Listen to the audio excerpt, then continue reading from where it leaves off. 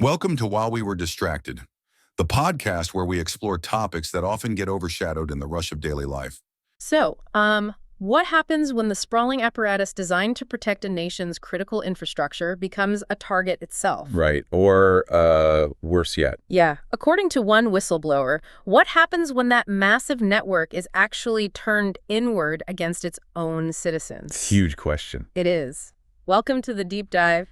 Today, we're exploring this really wild intersection of the U.S. intelligence apparatus, some explosive whistleblower claims about its misuse, and a shocking cyber breach that exposed the fragility of the FBI's own supposedly vetted network. Yeah, we have a lot of ground to cover. We do.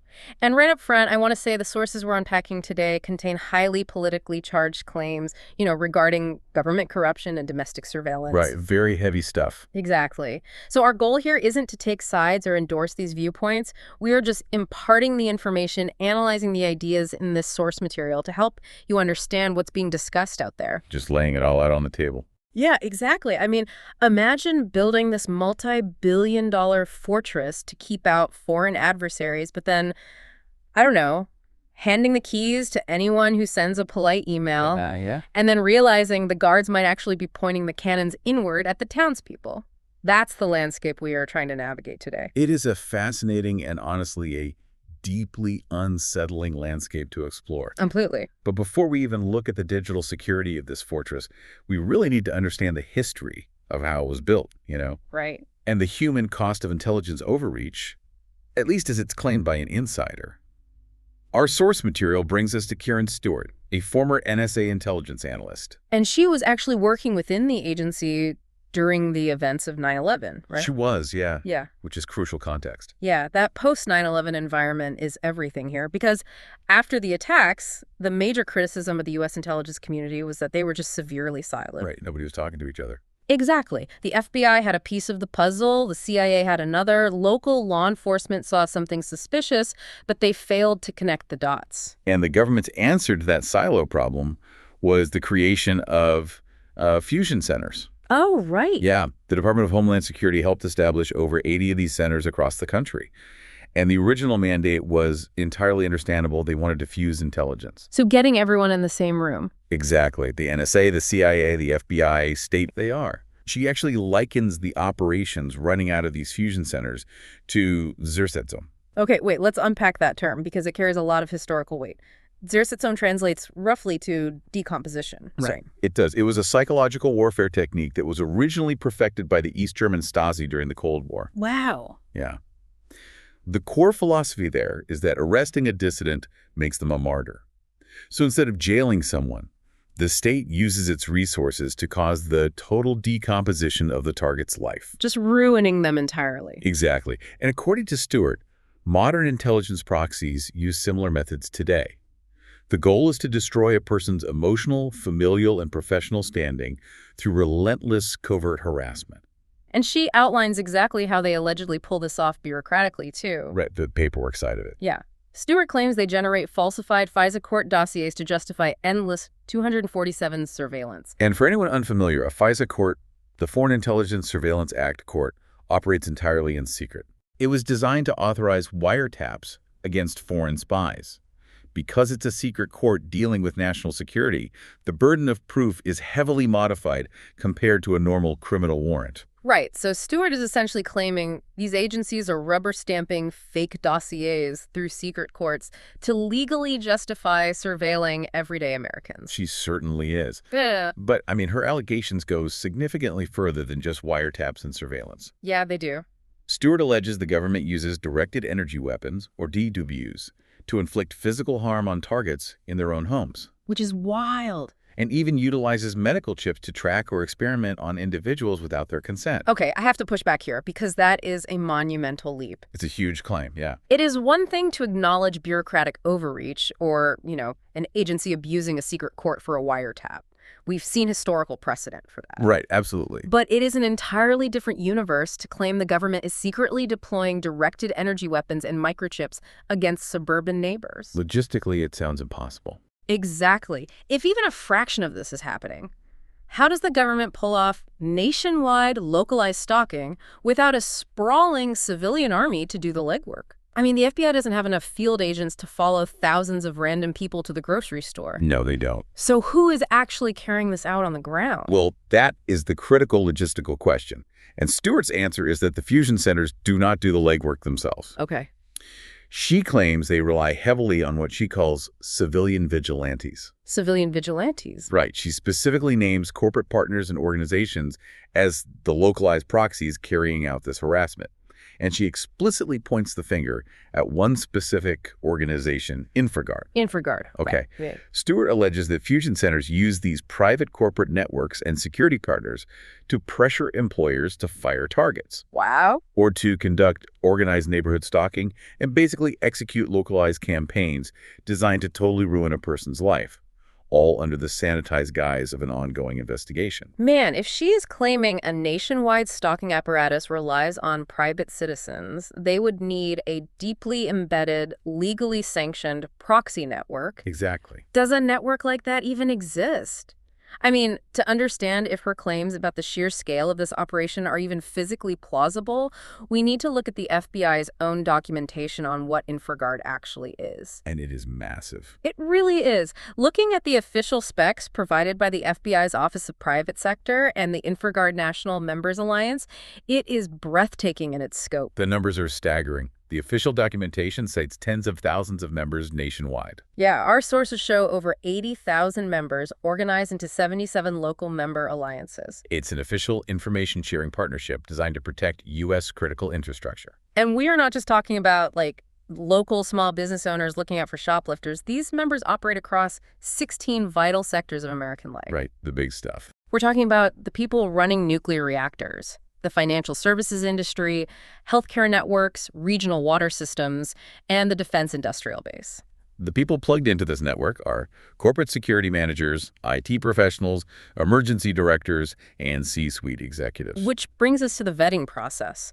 Because you'd assume that granting someone access to a secure government portal where they're sharing threat intelligence about, say, the national water supply. Right, you'd think that would require intense scrutiny. You would think so. Yeah. But looking at the actual requirements, it's surprisingly accessible. It really is. The members basically just must be U.S. citizens, work in a critical infrastructure sector for at least 3 years, and undergo an FBI-conducted security risk assessment. And the FBI makes it explicitly clear in their literature that this is a standard background check, not a formal security clearance.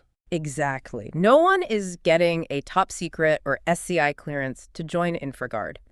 It's essentially the ultimate VIP club for critical infrastructure, where the bouncer is the FBI, and the members control the actual physical foundations of American life. Right. And if we connect this to the bigger picture, evaluating the whistleblower's warnings, this validates the logistical scope of Stewart's claims. It really does. Setting aside the allegations of exotic energy weapons for a moment, if an intelligence agency wanted to deploy civilian proxies, or if they wanted to exert pressure on a citizen across almost any major industry.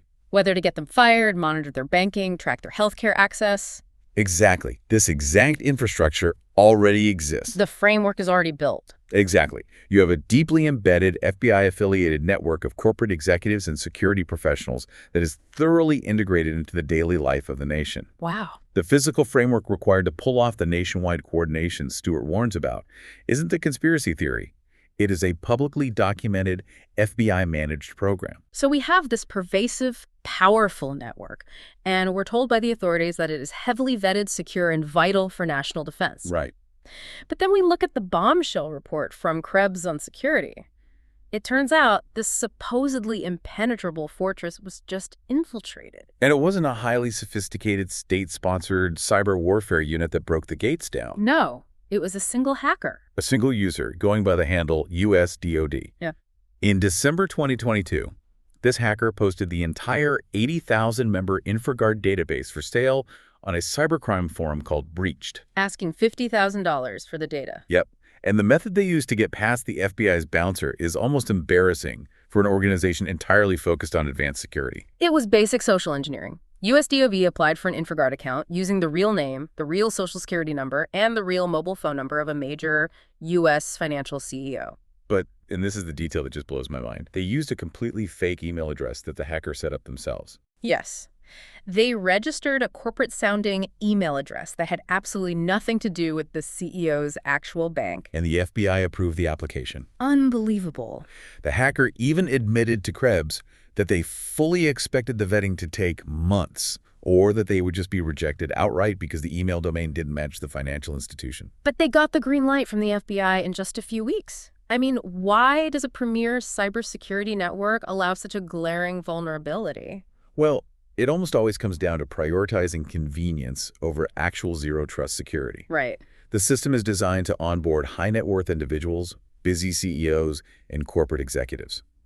Bureaucracies often design these portals to minimize friction for those VIPs. Make it easy for them. Exactly.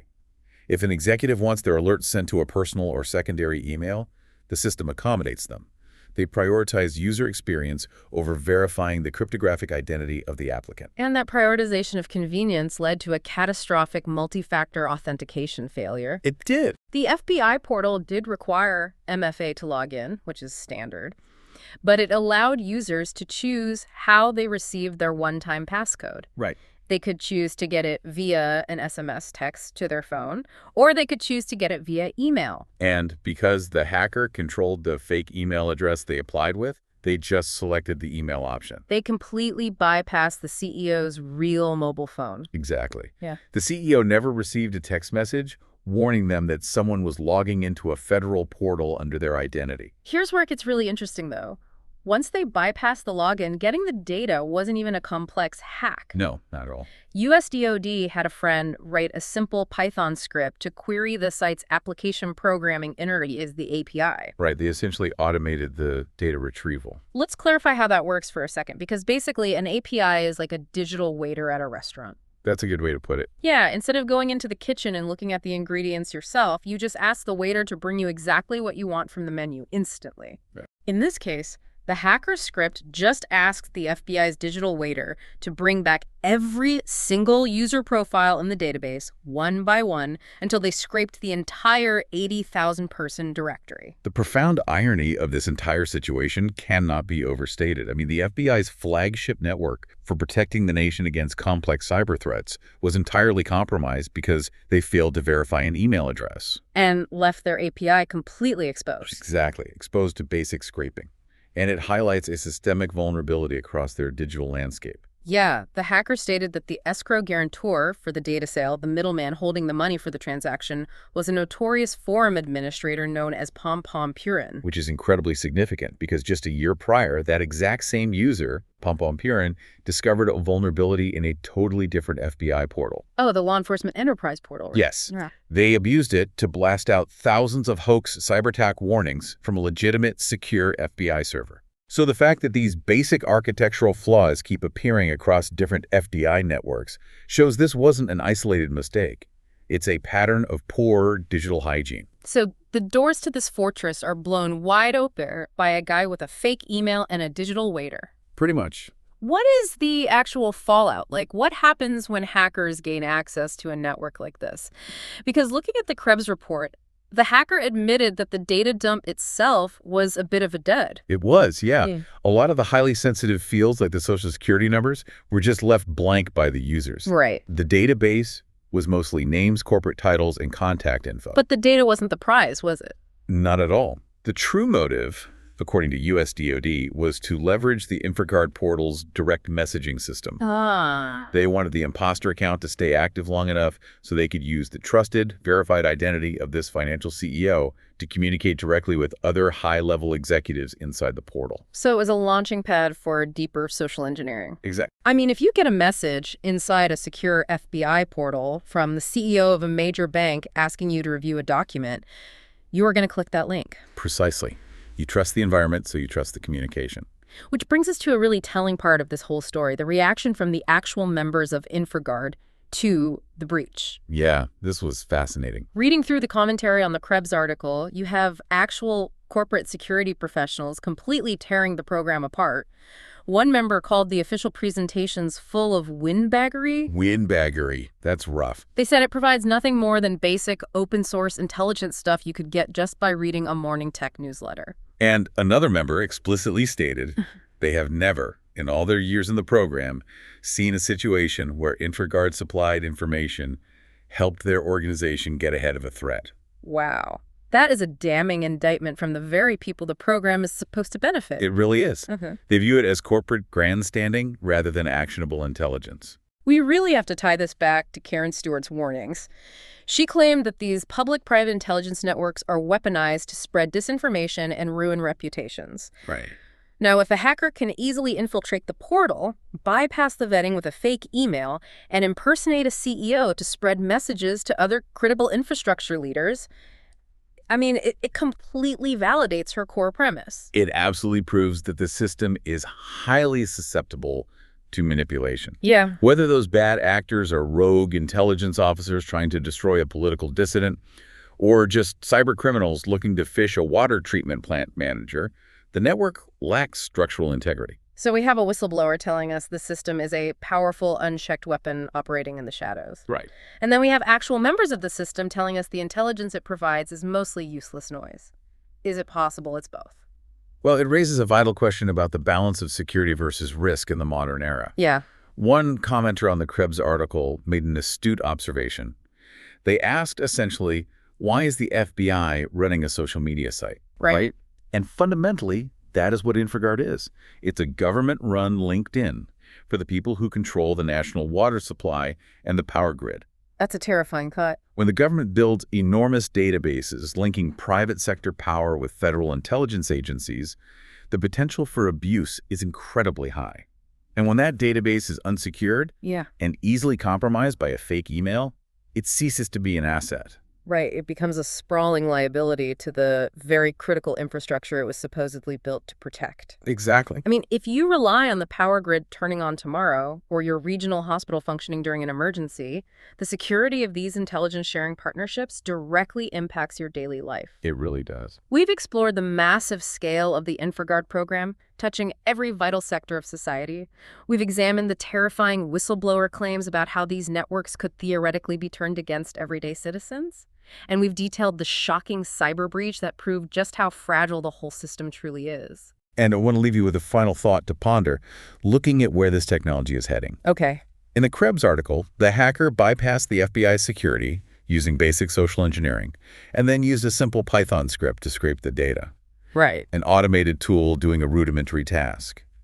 Meanwhile, actual members are comparing the portal to a government-run Twitter. If the FBI's premier vetted network can be so easily compromised by a single human writing a basic script today. What happens in the very near future? Exactly. What happens when autonomous artificial intelligence is deployed to impersonate executives, scrape vulnerabilities, and weaponize these insecure government private sector databases at scale? It is a terrifying thought. Because if they hand the keys to the fortress over a polite email today, what are they going to hand over to an AI tomorrow? Thank you for joining us on this deep dive. Okay. Until next time. Don't forget to like and subscribe for the next episode on While We Were Distracted.